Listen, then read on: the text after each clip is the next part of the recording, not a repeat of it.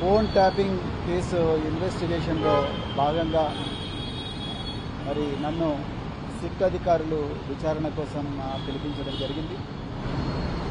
నాకు తెలిసిన విషయాలను కూడా వాళ్ళందరికీ కూడా నేను చెప్పడం జరిగింది. అయితే నేను వాళ్ళకి చాలా క్లియర్గా చెప్పడం జరిగింది. మరి కాంగ్రెస్ పార్టీ ఇచ్చిన 420 అబద్ధపు హామీలు ఏవైతే ఉన్నాయో ఆ అబద్ధపు హామీల మీద భారత రాష్ట్ర సమితి వీరోచిత పోరాటం చేస్తూ ఉన్నది. ఈ అబద్ధపు హామీలు ఏవైతే ఉన్నాయో వాటి అమలు చేయడం చేతగాక మరి రేవంత్ రెడ్డి ప్రభుత్వం సిట్టును వాడుకుంటుంది అని చెప్పేసి నేను ఆ అధికారులకు క్లియర్గా చెప్పడం జరిగింది.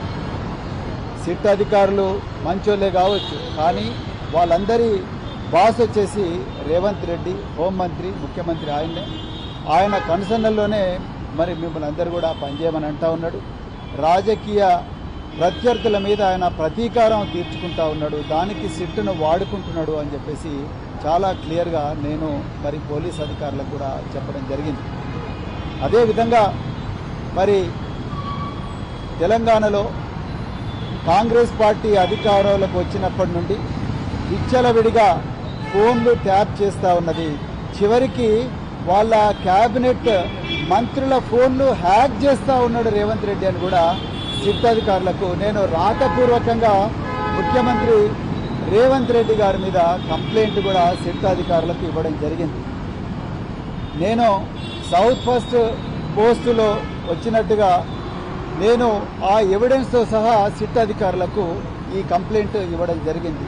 రేవంత్ రెడ్డి గారు ఫోన్లు ట్యాపే కాదు, మరి డార్క్ వెబ్లో అత్యంత ఆధునిక అత్యంత ఖరీదైన సాఫ్ట్వేర్ టూల్స్ వాడుతూ తన ఓన్ మంత్రుల మొబైల్ ఫోన్లను హ్యాక్ చేస్తూ ఉన్నారు. ప్రతిపక్ష నాయకుల మొబైల్ ఫోన్లు కూడా హ్యాక్ చేస్తూ ఉన్నారు.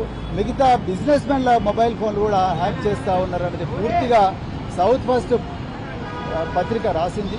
దీని మీద కూడా పూర్తిగా ఎంక్వైరీ చేయాలి. ఆ మంత్రులను మీరు సిట్ ఆఫీస్కు పిలిపించాలి. వాళ్ళ ఫోన్లు కూడా మీరు ఎగ్జామిన్ చేయాలి. వాళ్ళ ఫోన్ల మీద కూడా ఫోరెన్సిక్ ఎగ్జామినేషన్ చేయాలి. వాళ్ళ ఫోన్లలోకి ఏ విధంగా మరి సాఫ్ట్వేర్ మాల్వేర్ పంపించిన విషయాల మీద కూడా పూర్తిగా ఎగ్జామిన్ చేయాలని చెప్పేసి కూడా నేను సిట్ అధికారులను కోరడం జరిగింది. అదేవిధంగా మరి భారత రాష్ట్ర సమితి మళ్ళొక్కసారి మేము చెప్తున్నాం, భారత రాష్ట్ర సమితికి ఎప్పుడు కూడా ఈ ఫోన్ ట్యాపింగ్తో సంబంధం లేదు.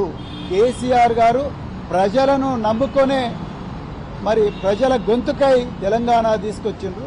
ఆ 10 సంవత్సరాలు తెలంగాణ ప్రజల ప్రయోజనాలు దృష్టిలో పెట్టుకునే పరిపాలన చేసినట్టు తప్ప పోలీసుల మీద ఆధారపడి ఎక్కడ కూడా మరి పరిపాలన చేయలేదన్న విషయం స్పష్టంగా నేను సిట్ అధికారులకు చెప్పిన.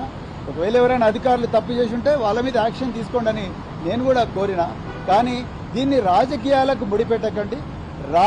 రేవంత్ రెడ్డి ఆడుతున్న రాజకీయ చదరంగంలో సిట్ అనేది ఒక పావుగా మారకూడదని చెప్పేసి కూడా నేను క్లియర్గా రిక్వెస్ట్ చేసిన. అదేవిధంగా మళ్ళొకసారి చెప్తున్నా, రేవంత్ రెడ్డి విచ్చలవిడిగా డార్క్ వెబ్లో అత్యంత అధునాతనమైన టూల్స్ కొన్ని తీసుకొని వాటిని వాడి తన ఓన్ మంత్రుల ఫోన్లు ట్యాప్ చేస్తూ ఉన్నారు. దాని మీద పూర్తి స్థాయిలో ఎంక్వైరీ జరగాలని కూడా ఈరోజు నేను సిట్ అధికారులను కోరడం జరిగింది. మరి వెంటనే ఈ కంప్లైంట్ ఒకటి కమిషనర్ ఆఫ్ పోలీస్ కూడా మేము తప్పకుండా ఇస్తాం. దీని మీద పూర్తి స్థాయి విచారణ జరిగేదాకా కూడా మేము ప్రభుత్వం మీద పోరాడుతూనే ఉంటామని చెప్తూ మరొకసారి సహకరించిన మీడియా మిత్రులందరూ కూడా హృదయపూర్వక ధన్యవాదాలు చెప్తూ జై తెలంగాణ, జై కేసీఆర్.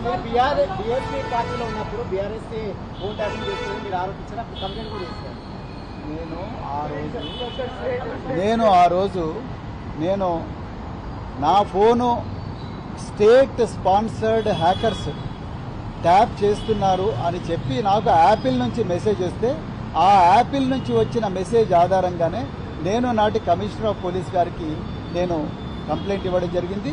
ఆ కంప్లైంట్ ఏమైందని చెప్పేసి నేను ఈరోజు సిట్ అధికారులు కూడా అడగడం జరిగింది. గతంలో బీఆర్ఎస్ పార్టీపై కూడా అనేక ఆరోపణలు కూడా నేను మళ్ళీ రిపీట్ చేస్తున్నా బ్రదర్, నేను యాపిల్ నుంచి వచ్చిన మెసేజ్ను కమిషనర్ ఆఫ్ పోలీస్ గారికి ఇచ్చిన, అంతకుమించి నేను ఎక్కడ కూడా ఏమీ చేయలేదని క్లియర్గా చెప్తున్నాను.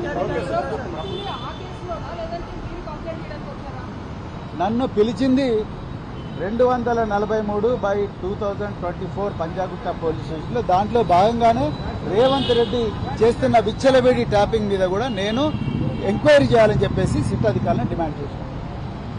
Thank you very much.